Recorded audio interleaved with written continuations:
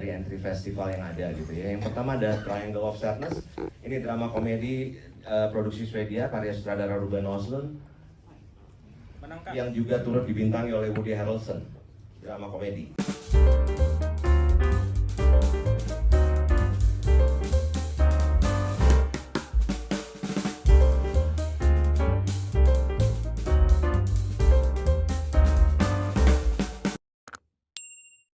Influencer dan para artis yang datang pada sore hari ini, Ciko, kemudian Mas Kobuts, Mas Dwi Sasono, Mbak Frisia, dan nggak lupa menyebut Mbak Fredrika dan Sandi juga ya, karena memang bersama-sama membangun festival ini adalah suatu kebanggaan karena Indonesia itu, Jakarta terutama, udah lama sekali nggak punya festival berkelas dunia, festival film internasional yang berkelas dunia ya. Bisa mendapatkan 71 film yang akan diputarkan dari 39 negara adalah suatu kehebatan gitu ya, karena bahkan di beberapa festival internasional, festival film internasional pun kita nggak bisa mendapatkan film sebanyak itu. Itu dari oleh Herwin Novianto dan dibintangi Indro Warkop, Clara Bernadette, dan Doni Damara. Tepuk tangan aja dong. Oke, ini tadi udah disebut 39 negara, 71 film. Ya, untuk kategori selanjutnya kita punya World Cinema Week Icons. Ini adalah film-film unggulan yang kita pilih dari entry festival yang ada gitu ya. Yang pertama ada Triangle of Sadness. Ini drama komedi produksi Swedia karya sutradara Ruben Östlund yang juga turut dibintangi oleh Woody Harrelson. Drama komedi. Dan ini juga Triangle of Sadness, kenapa dia hebat? Karena dia adalah pemenang Palme d'Or Cannes 2022. Oke, kemudian ada One Fine Morning, sebuah romance drama karya Mia Hansen-Løve yang dibintangi Lea Seydoux, dan film ini juga meraih Best European Film untuk European Cinema Label Award di Cannes 2002. Kemudian ada Limong Sita, film drama romansa Prancis yang dibintangi oleh Penelope Cruz. Kemudian ada RMN, karya sutradara Christian Mungiu yang juga pernah mendapat award di Cannes.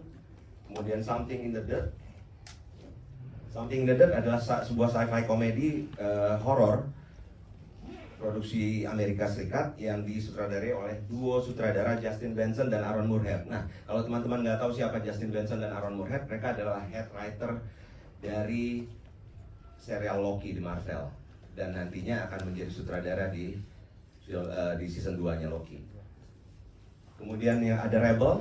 Nah, Rebel juga sangat menarik karena disutradarai oleh Adil dan Bilal. Adil dan Bilal ini adalah duo sutradara yang kemarin menyutradarai Bad Boys for Life, kemudian Miss Marvel, dan Bad Girl yang kita tahu nasibnya ternyata buruk karena kita tidak akan pernah mendapat kesempatan menyaksikan film yang udah diselesaikan oleh mereka gitu ya. Nah, Adil dan Bilal dari Blockbuster, sekarang mereka membuat sebuah film art house, film tapi tetap bertema kriminal yang mengangkat latar belakang etis mereka sendiri gitu, dari Rebel. Nah, jadi ini menjadi salah satu entry juga yang sangat ditunggu-tunggu dan menjadi official selection di Cannes 2022. Kemudian ada Fire, aka Both Sides of the Blade, thriller romance yang dibintangi oleh Juliette Binoche dan Vincent Lindon, karya sutradara Claire Denis. Kemudian yang terakhir ada Final Cut yang merupakan remake Prancis dari film Jepang One Cut of the Dead. Kalau teman-teman udah pernah nonton, pasti udah pernah ya, karena CGV juga muter One Cut of the Dead. Nah, ini disutradarai oleh Michel Hazanavicius, sutradara pemenang Oscar dari The Artist. Dan pemerannya juga istri sutradaranya sendiri, Berenice Bejo. Kemudian kita punya Oscars International Feature Films. Yang pertama Lunana Yak in the Classroom dari Bhutan. Ini pasti jarang sekali ya, kita nonton film Bhutan itu kan hampir nggak pernah gitu ya. Dan mungkin di award season juga susah kan. Kalau dulu teman-teman mungkin nyarinya dari torrent kan, nggak benar gitu. Kalau sekarang kan kita bisa menyaksikannya dengan legal ya kan, di platform yang jelas ya gitu. Nah, ini adalah nominasi Best Foreign Oscar untuk 2020. Kemudian ada Pinocchio dari Matteo Garrone untuk melengkapi banyaknya film Pinocchio yang sekarang ada.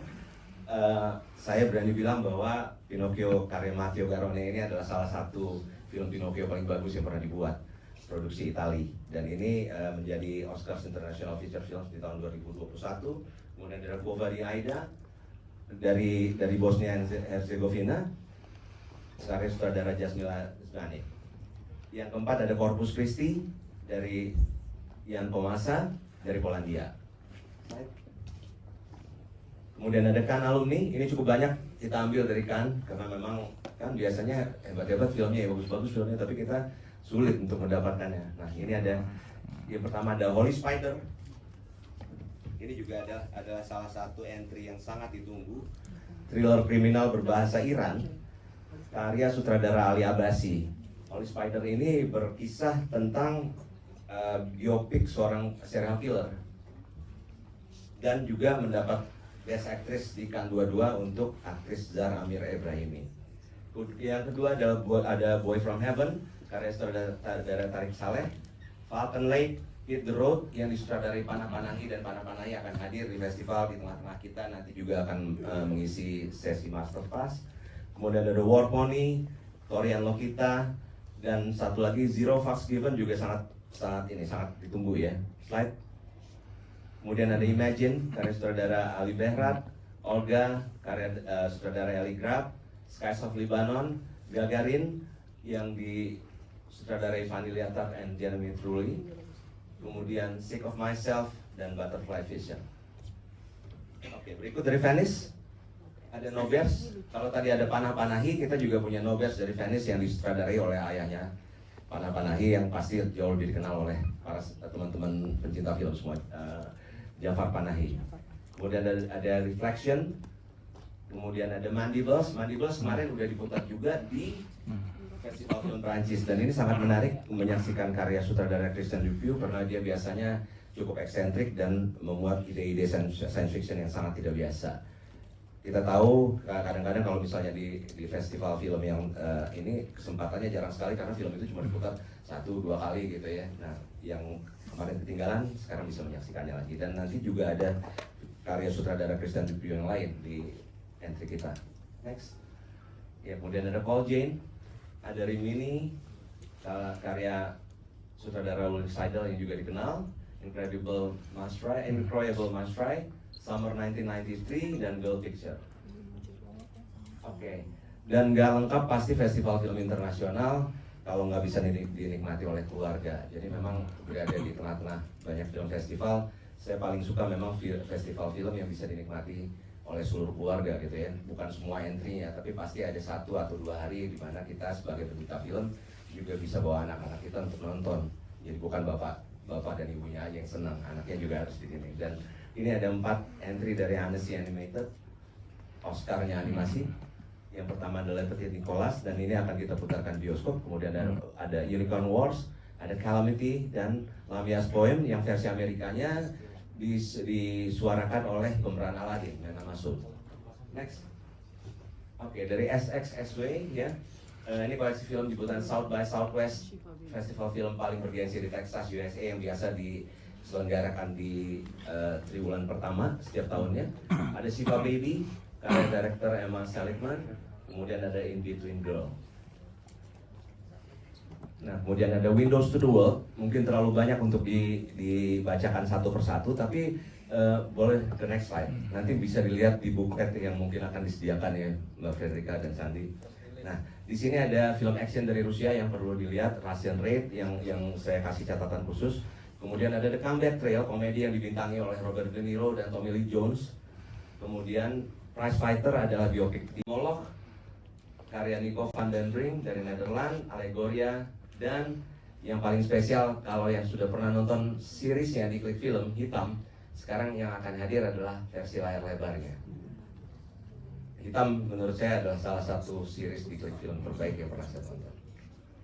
Dan kebetulan juga menjelang Halloween, jadi pas banget untuk menikmati World Cinema Week untuk Night Screamers. Next. Kemudian ada Klik Film Productions Special Gala. Ini menjadi world premiere dua-duanya, yang semua pembuat dan aktor aktrisnya hadir di tengah-tengah kita. Yang pertama ada Cross the Line, karya Robier Tanto. Kemudian ada Anoxia yang dibintangi Dwi Sasono dan Christian Nasution, karya sutradara Indra Gunawan. film kita.